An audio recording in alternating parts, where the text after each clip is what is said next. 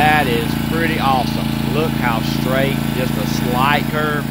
I'll tell you, the previous, I mean, oh man, I can't, that is so good. Well, I'm replacing a servo after a year or so of service and abuse, because I have occasionally had my steering arms locked like that in the cranking position and enabled my servos. I have a switch on my control box that turns the power on to the servos, and then of course you really have that thing locked down and it's trying to move. And so I'm amazed that they've lasted. Only one that's gone bad. It went bad day before yesterday, I guess it was, out in the field. More started doing donuts because one side was just stuck. So anyway, I've already removed it. I should have shown you before I did, but there's the servo on the bracket. I've taken the arm off, and I'll show you that in a second. It's in my inner electronic shop, but removed it from right down there, and I'll video the rest of the process. So here's the old servo, kind of back assembled to have the screw out of the end of that shaft, but that arm connects to this arm that I made, that is what connects to the steering arm on the mower. That's the bad one I dropped. Okay, here's the new servo on my very messy workbench here, but got it clamped into a pan of ice. I can operate it with this software. So this is one end, and there's the other end, operating very smoothly and nicely.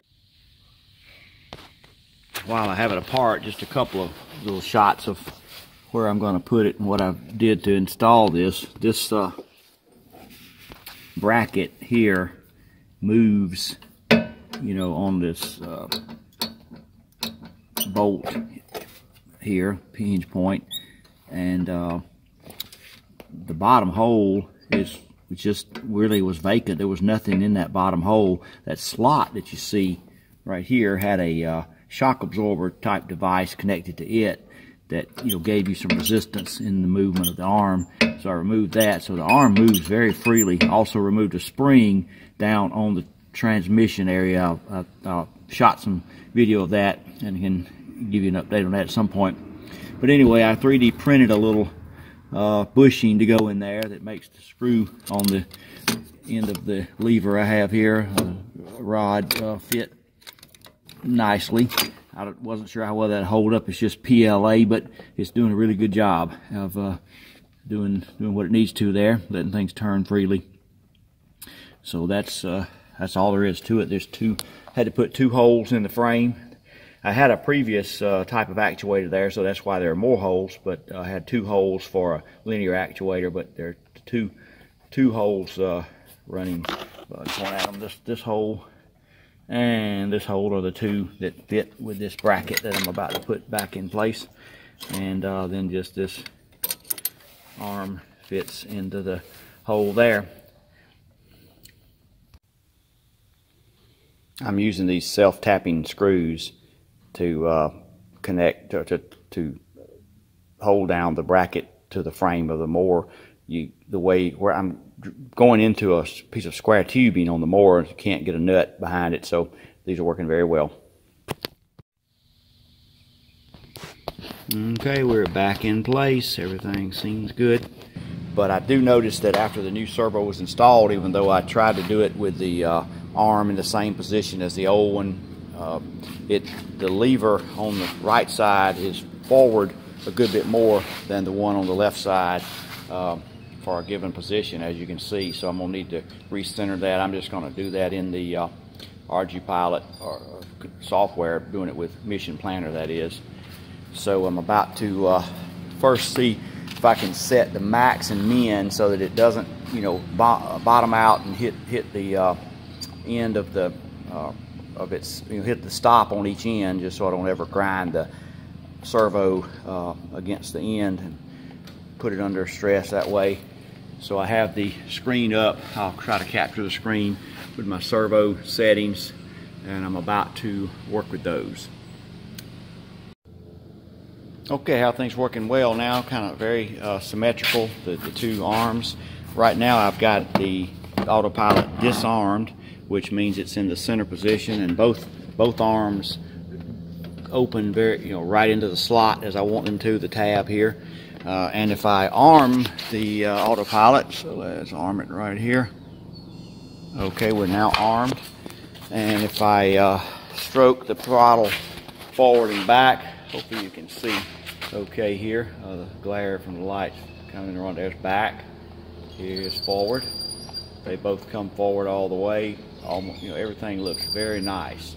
I'm going to still fine-tune these some to get the wheels turning the correct speed, equal speeds for a similar throttle position, for the same throttle position.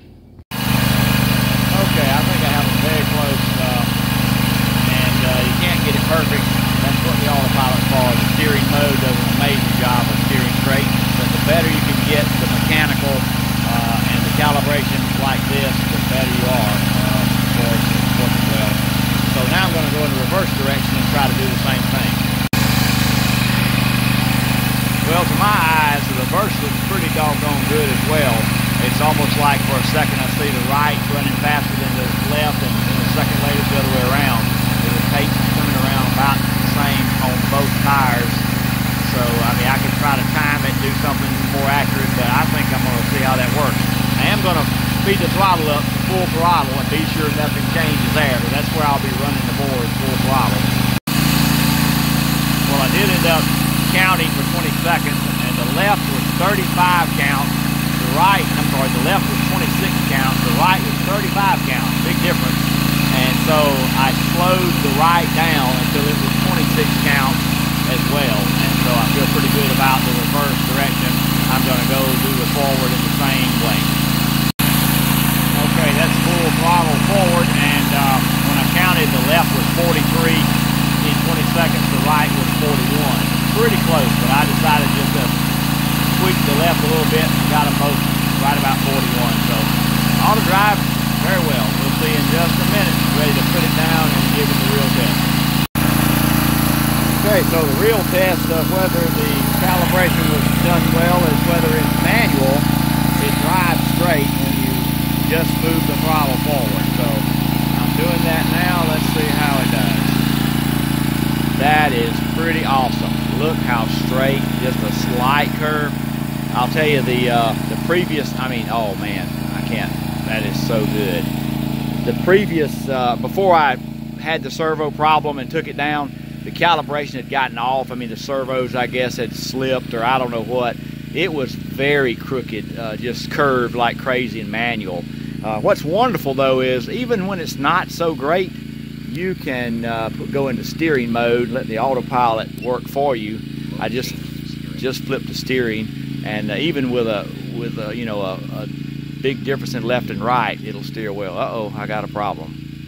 We're not working well. Something's wrong with servo. Or maybe that could have been a calibration. A tuning problem. I don't know. Let me go back. I'm back in manual. Just check out that the servo's working properly, going backward, forward. Yeah, everything's okay. Of course, with the changes I made, I've opened up the span of the servo quite a bit. I'm pretty sure. I'll look back at my other parameters. So my tuning is probably way off. Oh boy, that's no fun. So I may just, clamp down on the max and min just to get it back trying to work well. But anyway, I'm going to have to put the camera down and do a little play, and I'll turn it back on in a minute when I have something to report. It's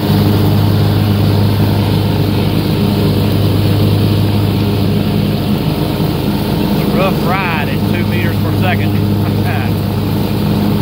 Doing pretty good. The tuning isn't great.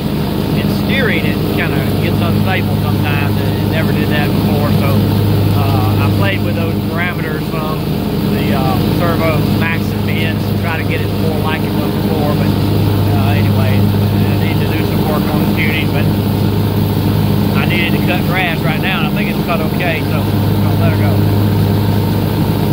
It's getting kind of dark, so it's kind of a grainy picture, but I got him really moving out there. That's 2.5 meters per second. Because the grass is not that tough to cut, and I need to get it cut in a hurry, so it may not do a great job, but I just need to get it mostly cut. So he's really zooming. The tuning's not real good, but it's not, you know, once in a while misses a little bit maybe, but not too bad.